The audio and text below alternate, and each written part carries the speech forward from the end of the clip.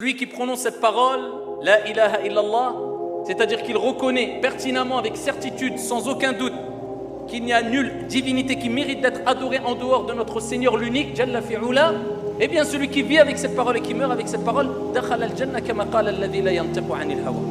Il rentre au paradis, comme le prophète alayhi salatu wassalam l'a rappelé. Et Allah Jalla wa ala, pour rappeler l'importance de reconnaître qu'Allah est unique, eh bien il commence cette parole avec un-nafyu.